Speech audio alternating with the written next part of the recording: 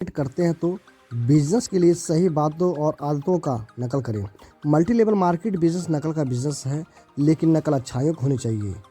अगर आप direct selling में काम करते हैं तो आपको आमंत्रण के नियम को जानने की सख्त ज़रूरत है। सबसे पहले दोस्त आपको ये देखना है कि आपका प्रॉस्पेक्ट करता क्या है या उसकी वर्तमान की स्थिति क्या है। अपने प्रॉस्पेक्ट को जानें। पहला, उसकी वर्तमान स्थिति को आपको परखने की ज़रूरत है।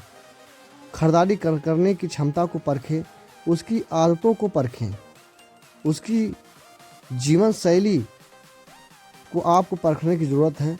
उसने जो कार्य किया या कर रहा है उसको परखें कि आखिर उसके जीवन में क्या चल रहा है। अगर ये सारी चीज़ें आप परख लेते हैं तो आप एक बढ़िया प्रॉस्पेक्ट हैं।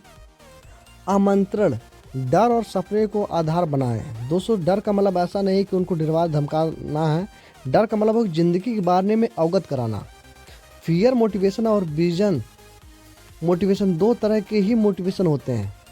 18 साल से 30 साल तक उम्र के लोग ज़्यादातर सपने से मोटिवेट होते हैं।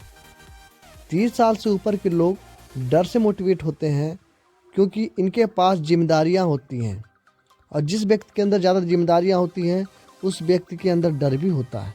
लोगों को किसी चीज़ को पाने से जो खुशी होती है उससे कहीं ज़्यादा नुकसान होने का डर होता है।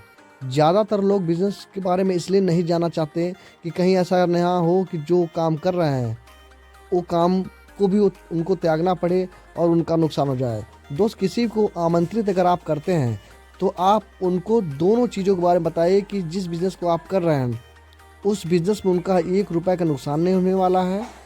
दूसरा फ़ायदा ये होने वाला है कि जिस चीज़ को कर रहे हैं उसको करते हुए भी इस चीज़ का वो लाभ उठा सकते हैं।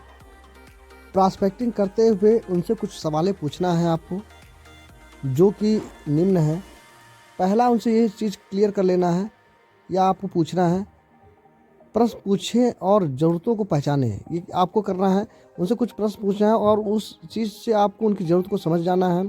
सीधा बिजनेस के लिए बात करें, घुमाएं नहीं। क्या आपको इस बिज़नेस में इंटरेस्ट है? वर्तमान काम के अतिरिक्त कुछ और करना चाहते हैं? क्या कुछ लोगों से आप मिलवा सकते हैं? मैं नई उपलब्धि प्राप्त करने जा रहा हूँ। नौकरी कम होने और खोने का डर। अगर आप इन सब सारी चीज़ों पे अगर आप बात करते हैं तो यकीन मानिए प्रॉस्पेक्ट आपका बिजनेस शुरू करने के लिए हार्ट सर्किल को सबसे पहले प्लान बताएं। शुरुआत ए और बी कैटेगरी से करें। सबसे पहले अपना शहर चुनें। बर्निंग डिजायर वाले प्रोस्पेक्ट को प्लान करें। उनके खरीदने की क्षमता को परखें। प्रभावशाली लोगों से बिजनेस शुरू करें और उनकी छवि परखें।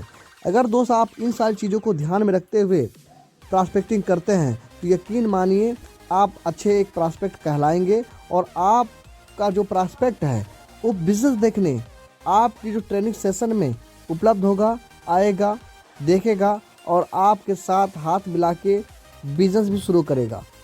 और यही काम बहुत सारे डायरेक्ट सेलर नहीं करते हैं और दोस्त अपना नुकसान कर लेते हैं।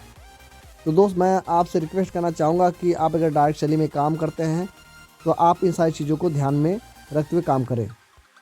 ऑलवेज रिमेंबर किस फार्मूला। दोस्तों, किस फार्मूला क्या है मैं आपको अगले वीडियो में बताने वाला हूँ, और यकीन मानिएगा कि आपको बहुत सुन के अच्छा लगेगा और आपको बहुत कुछ सीखने को मिलेगा। तो दोस्त, मिलते हैं अगले वीडियो में किस फार्मूला के साथ।